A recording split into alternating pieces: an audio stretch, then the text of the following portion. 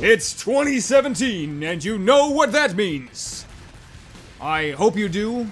It might mean something to you, I don't know. I'm just gonna keep making videos, if that's okay with everybody. But, hey, 2016 sure was something, right? Right? We finally got that long-awaited matchmaking system, and then some fixes for that new matchmaking system. And, I think the Righteous Bison was nerfed somewhere in there. Okay, it wasn't the most eventful year. Unless you're talking about, like, real-life events. But who's counting those? 2017, though, this is where it's at. We're probably gonna get those new pyro weapons, and, that jungle theme looks pretty cool. Alright, at this point, we don't even know if those things are guarantees for this year. I would hope, but I don't know.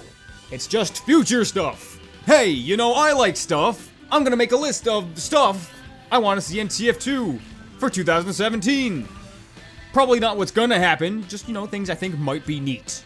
This is not gonna be counting maps, new weapons, weapon balancing, hats, bug fixes, and just miscellaneous improvements, because, hey, that's what we should be getting. Who doesn't want those? I mean, it doesn't mean we'll get them, but who we all want them, right? Am I wrong? You're wrong. You want them. We all want them. Alright. Got that out of the way. Let's go. So when I made a video like this last year, one of the things I said I wanted was for things like Hydro and Group Keep and Watergate to become easily playable again, because they didn't exist on official servers. And now they do! And pretty much every other map is now fairly easily findable and playable. But not Arena! Do kids these days even know what Arena is? Alright, you know, I'm not even the biggest fan of Arena, but the fact that an entire game mode in certain maps aren't even playable as an option in casual matchmaking, that bugs me. The mode might even actually work fairly well with the new matchmaking system. And you know what? Even if they were going to, like, maybe retool Arena to be some kind of team deathmatch thing, you know, I think I'd be okay with that. Because you only have one life and you have to wait around afterwards, it could get kind of boring sometimes.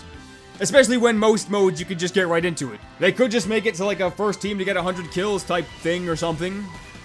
That would be okay. Just something simple like that, or, you know, keep it as it is. I think if it was available, people would play it.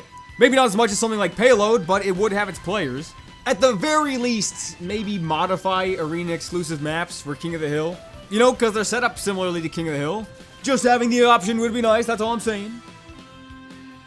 2016 was the first year since 2013 to not have a community update. Apparently, the TF2 team is changing the way community updates are handled to be something more submission-based, instead of a group of creators doing the entire thing, which in a way is unfortunate. I mean, I only really saw increased community support as a good thing, but supposedly some drama surrounding 2015's Invasion update was the cause of the change, I guess. That said, I always felt like Robotic Boogaloo and the line in Invasion were a bit unfairly criticized. Mostly because they were overhyped, with the crates for each of them coming out like a month before the actual update, and because they didn't really add anything game-changing. But they weren't supposed to be huge game-changing updates. They were just community projects, little extra things. And each year's update added a little bit more, with Invasion actually bringing in new maps, which was game-changing. It's kind of a shame that 2016 didn't have one. But if the new way of doing things is just based around submissions for a theme, I don't see why it couldn't become a semi-frequent thing. Say maybe one in spring and one in fall, between the major updates. I mean, the community contributors would be doing 95% of the work. Make it happen! There are some things that Valve does that even from a financial, you know, business perspective, that confuse me.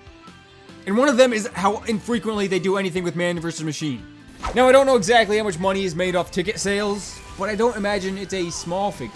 There are people with hundreds, probably even thousands of tours. Man Up is a mode that people are willing to pay for, but they've done nothing.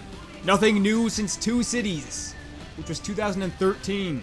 I'm sure MVM is still making them cash now, but it's a mode that could get stale fairly quickly. There are just 6 official maps, and there's only so many missions for each of them. And there do exist community MVM maps. Maybe seeing a couple of those might be nice. Or, I don't know, just adding new boot camp and man-up missions wouldn't be overly time-consuming for them, I wouldn't think. It's kind of strange that we've gone so long without any kind of significant man vs. machine update. Funny enough, there was a time that I was worried that the majority of new updates would be focused around man vs. machine, since that was the big new thing. Just anything to do with it would be good at this point. Missions, maps, new upgrades, a platinum frying pan. I'd take it. I've almost given up hope that Valve will improve their communication with the players. But hey, anything's possible. I mean, even if it's news that we really don't want to hear, like an update's been delayed, I'd absolutely take that over nothing. Blog posts are pretty few and far between, sometimes with several month gaps. I mean, give us anything. Give us another post about murdering a new employee and making him into a hat. That was great. It didn't really tell us anything, but it was there. And I feel like updates used to have better presentation. Meet Your Match actually did it pretty well. Unfortunately, the update wasn't so great. Just big multi-day updates with a bunch of new artwork and everything. And when was our last week-long update? I know it's the content of the update that's more important, but what generates more hype than a multi-day major update that announces something new every day? Nothing, that's what. Except for maybe one of those ARGs. Do one of those, that'd be cool. But I feel like if they intend to grow the player base further, it would probably be a good idea to invest a little more in presentation, maybe. That's the hook! The hook that gets you in! Team Fortress 2 is going to turn 10 years old this year. 10. The big 1-0. That's almost as old as I was when I first started playing. That's 10 times the lifespan of a Call of Duty game or any sports game. That's longer than the vast majority of games stay relevant. It would be a huge shame for them not to acknowledge it. A literal crime against humanity. Nothing worse could happen. Unfortunately, I wouldn't be surprised if they didn't. I mean, if anything warranted a big update, it'd probably be this. Maybe they've been working on it. Maybe they're planning something real big. We'll have to wait and see come October. If not this year, surely they'll do something for the 20-year anniversary. So, see you all in 2027. I could keep going about things I'd like to see happen, but we'd be here until the end of 2017. Who really knows how this year is gonna pan out? Here's hoping it's a better year than 2016. It's not that hard to top, you could do it.